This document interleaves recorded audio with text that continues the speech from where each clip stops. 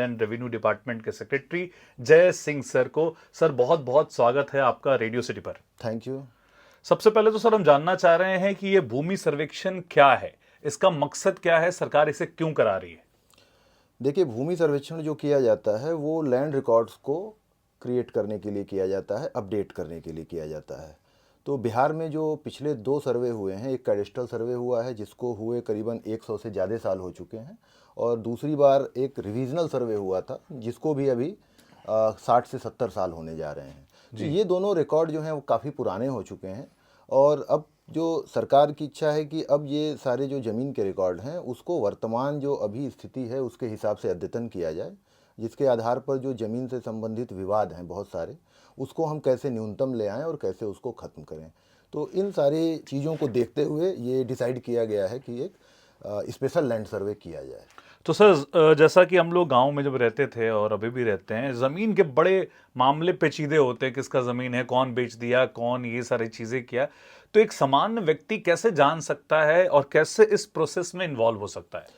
देखिए, जो बिहार में जो ज़मीन के रिकॉर्ड है ना, उसमें एक जो दिक्कत अभी इसलिए बहुत सारी आपको दिखाई दे रही है कि आप सबको पता होगा बिहार में ज़मींदारी सिस्टम था, पूरे बंगाल सूबे में था, बिहार उसी का पार्ट था।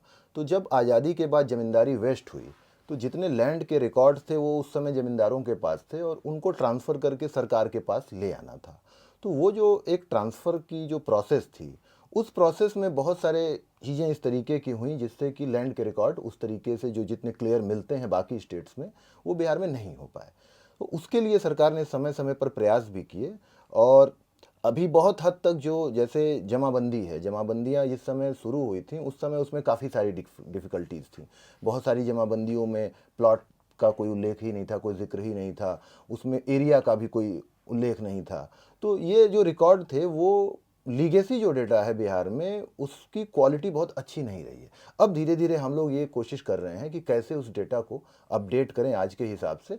एक बार वो डेटा अगर अपडेट हो जाएगा तो फिर आपको कोई दिक्कत नहीं रहेगी, क्योंकि तब निश्चित रूप से किस व्यक्ति का नाम है उस ज़मीन पर, उस ज़मीन की चौहद्दी में कौन से लोग हैं और उसका एरिया क्या है, ये क्लियर कट बता पाएंगे। तो सर आप जो ये प्रोसेस कर रहे हैं, बाद में क्या सब कुछ डिजिटल हो जाएगा? कोई एक क्लिक पे देख सकेगा कि किसकी ज़मीन है, मेरा ज़मीन कौन कौन सा है, क्या हो रहा है? डिजिटल ये अभी से ही है। जैसे अभी जो सर्वे शुरू हुआ है वो बेसिकली 2020 में शुरू हुआ था।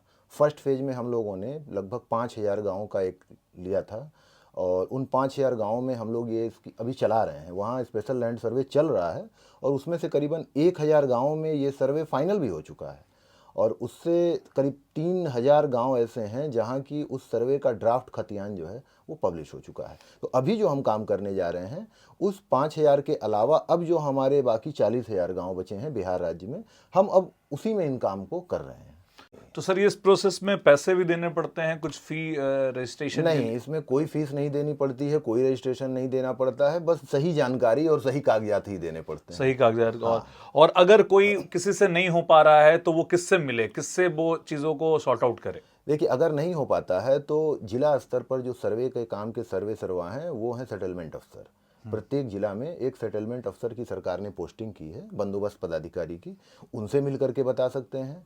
अंचल स्तर पर सहायक बंदोबस्त पदाधिकारी हैं, उनको मिल के बता सकते हैं। तो ये 2 पदाधिकारी हैं, इनसे मिल करके आप अंत में बता जाते सकते जाते हैं। सर क्या मैसेज देना चाहेंगे बिहार की सारी जनता को? मैं मैसेज ये देना चाहूँगा कि जैसे हम लोग अपने बाकी सारी चीज़ों के बारे में अलर्ट रहते हैं, अपने पैसे के बारे में, अपने बैंक अकाउंट के बारे में आजकल सभी लोग अलर्ट हैं, उसी तरीके से अपनी ज़मीन और ज़मीन से संबंधित जो कागजात हैं उसके बारे में भी सतर्क रहें, सजग रहें, अपडेट रहें, और सारे डॉक्यूमेंट अपने पास रखें। क्योंकि अब वो समय नहीं है कि आपके पास डॉक्यूमेंट्स नहीं हैं फिर भी आप आराम से 30 साल 40 साल बिता ले रहे हैं। अभी आपको बहुत सारे ऐसे सरकार के कार्यक्रम भी हैं, बहुत सारी ऐसी खुद की ज़रूरतें हैं जहां आपको इन दस्तावेज़ों की, इन चीज़ों की ज़रूरत पड़ेगी। तो अब सबसे अच्छा होगा कि हम सतर्क रहें और अपनी ज़मीन के दस्तावेज़ अपने पास रखें।